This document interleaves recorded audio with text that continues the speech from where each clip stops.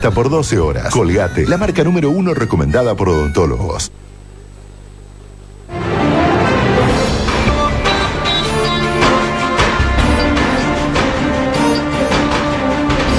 Seguimos con otro de los grandes temas de la semana y en este caso es un anuncio porque mañana hay elecciones en España, nuevas elecciones en España. Tenemos otro invitado, está con nosotros Gabriel Puricelli, sociólogo, especialista en política internacional y vicepresidente del Laboratorio de Políticas Públicas. Gracias por estar con nosotros, Gabriel. Y quería invitarte, antes de comenzar a conversar, quería invitarte a ver unos audios y un informe que tiene que ver con lo que fue el fin de la campaña ayer en España. Ahora tendremos que gestionar todos los europeos la voluntad de los británicos de abandonar la Unión Europea. Esa es una de las decisiones más importantes, también de las más tristes que yo he vivido en mi vida política.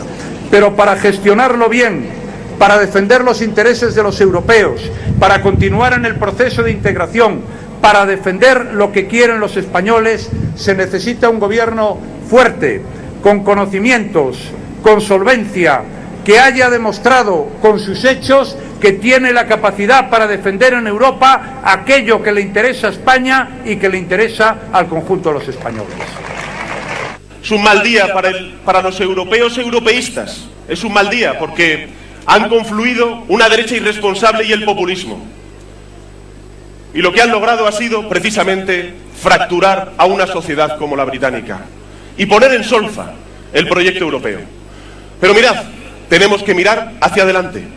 Lo que tenemos que hacer es vacunarnos del populismo, del nacionalismo y caminar y avanzar hacia una mayor integración de la Unión Europea. Yo propongo que el lunes, cuando acaben las elecciones, el Partido Socialista, Ciudadanos y el Partido Popular nos sentemos en una mesa con una sola condición: que allí no se habla de sillones, que allí no hay ni un solo sillón más importante que España.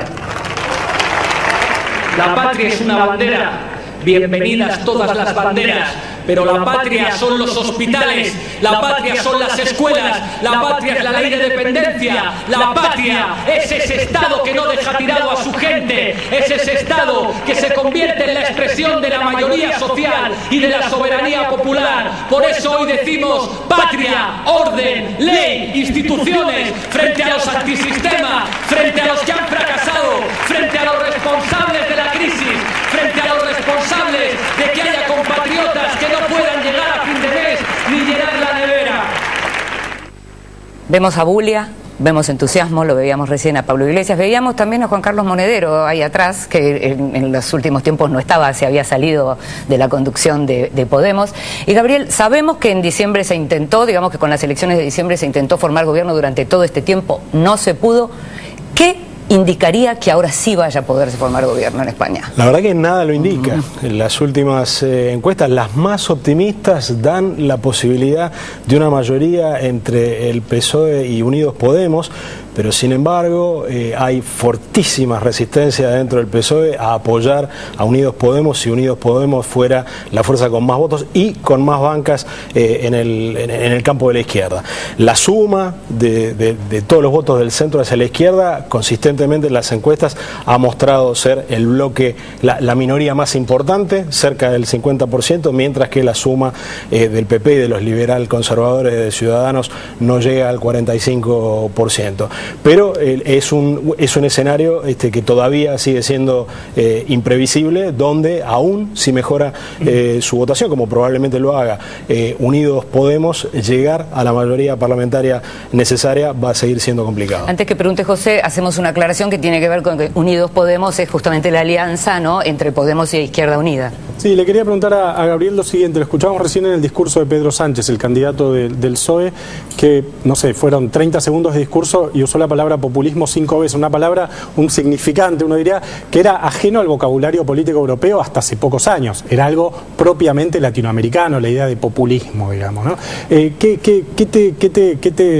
te produce escuchar a un líder? ¿Qué te retumba? Sí, ¿qué te retumba? Efectivamente, ¿qué eco latinoamericano te produce escuchar el populismo casi como un insulto, digamos, ¿no?, en boca de Pedro Sánchez? Bueno, el excepcionalismo argentino, ¿no? Es lo primero que uno piensa cuando se usa con esta connotación tan fuertemente negativa y cuando aún los acusados de populistas usan populismo como insulto. Incluso curioso, porque el número 2 de Podemos, Íñigo Errejón, es un defensor desde lo teórico de los planteos de Ernesto Laclau, que es el gran teórico del populismo, término que de todas maneras es tal vez el término de la ciencia política y de la jerga política que suscite menos consenso en su definición. Prácticamente hay tantas definiciones de populismo como personas lo enuncian. Pero en la estela de tu pregunta, la otra cosa que me resultó interesante recién de esos 30 segundos de Pablo Iglesias fue como Pablo Iglesias acusa a otros de ser antisistema. Sí. Y en esto veremos el resultado de mañana, pero tal vez parte del potencial éxito que algunas encuestas anticipan para Unidos Podemos tenga que ver con esta capacidad que han demostrado en esta campaña de ocupar el lugar de la socialdemocracia histórica y salirse del lugar de aquellos que los cuestionaban, incluso con la mochila que el propio Pablo Iglesias no quiso cargar en diciembre del apoyo de los comunistas. Claro, se adaptaron. Y todavía no se votó, pero ya se habla de tercera elección, porque evidentemente lo que se ha visto en la campaña es que no hay acuerdo posible. Inclusive en algún momento Rajoy no le dio la mano a Pedro Sánchez, lo cual quedó muy gráfico, que el PSOE y el PP es muy difícil que se alíen en esta nueva contienda. España no tiene tradición de coaliciones, no ha tenido coaliciones desde el retorno de la democracia. ¿Crees que puede haber algún cambio frente a la necesidad de tener gobierno en algún momento?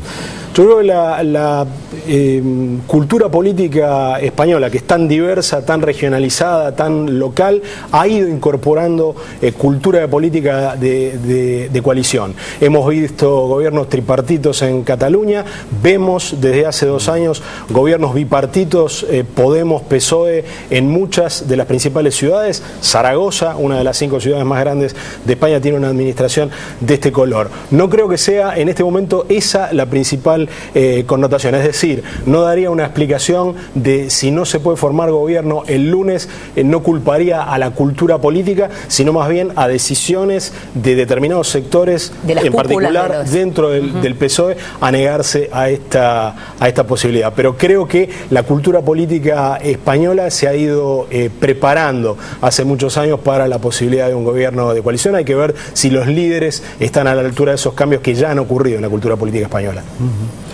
Gabriel, ¿cómo ves el futuro de las relaciones exteriores de España en función del Brexit, por ejemplo? Y también algo que ha ocurrido y que lleva años de acumulación, la pérdida de protagonismo de España en América Latina. Hablamos de capitales, por supuesto, el romance queda, pero hay mucha menos inversión. Un elemento inmediatamente relacionado al Brexit es que uno podría especular con que va a haber una activación del reclamo por Gibraltar, un reclamo que evidentemente estaba en sordina al estar asociado con el Reino Unido dentro de la Unión Europea. Veremos si esto sucede. Si no se forma gobierno el lunes, se postergará esa activación, porque uno de los efectos, hay que decirlo, de tener un gobierno que solo puede lidiar con asuntos corrientes es que no puede tomar ningún tipo de iniciativa, y tampoco podría tomar iniciativa Mariano Rajoy si el lunes siguiera siendo un presidente a cargo, porque no se logra formar una mayoría. Pero el tema de Gibraltar me parece que es un tema que debería estar primero en la agenda de la política exterior española como consecuencia del Brexit. Por el otro lado, la pérdida de protagonismo de España tiene que ver con 2 factores. Un factor es estrictamente político. El Partido Popular ha tenido una conducción muy ideológica de las relaciones exteriores, el que le ha impedido adaptarse a una realidad política que cambió en América Latina. Es claramente imputable a ese sesgo ideológico de la política exterior del Partido Popular una parte de la pérdida de protagonismo, que al mismo tiempo coincidió con el otro factor, que es la pérdida de dinamismo y la crisis, la brutal crisis del modelo centrado en lo inmobiliario y la construcción de la economía española. El protagonismo español estaba anclado no solo, como se lo presenta siempre, en esta hermandad histórica, la idea de Iberoamérica, que también ha sabido vender la política exterior española, sino también en la importancia que tuvieron los capitales españoles en aprovechar estos procesos dudosos de privatizaciones que tan masivamente se dieron en América Latina en los 90. Al perder dinamismo la economía española, al perder capacidad, el capital transnacional basado en España de invertir más en la región, se ha visto desplazada. El factor político, probablemente un un nuevo gobierno sea capaz de compensarlo, una política exterior menos ideológica, pero el factor económico probablemente siga estando ausente porque la recuperación económica de España es de las más débiles, si es que se la puede llamar recuperación. Te hago la última pregunta porque nos tenemos que ir a un corte. Estabas mencionando lo que son las ciudades en donde ya están gestionando, digamos, si no Podemos o Unidos Podemos, gente cercana a ellos. ¿Te imaginas un gobierno liderado por Pablo Iglesias en España? Bueno, es una de las hipótesis que está sobre la mesa. Yo creo que el argumento de que hay personas preparadas para gobernar y otras que no lo están, siempre es un argumento que cuando llegan nuevas fuerzas políticas al poder se comprueba sistemáticamente falso.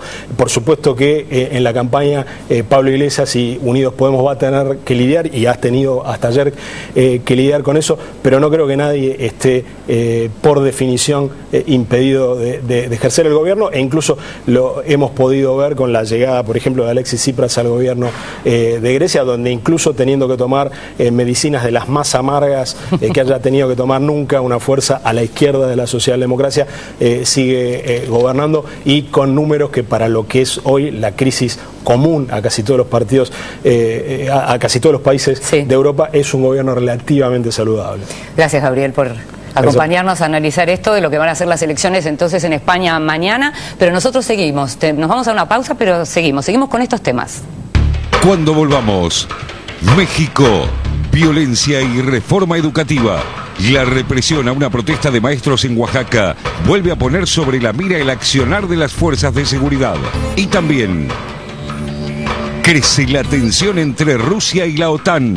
En una nueva escalada, Vladimir Putin llamó a fortalecer la seguridad nacional contra lo que califica de actitud agresiva de la Alianza Atlántica. Se lo contamos luego de la pausa. Ya volvemos.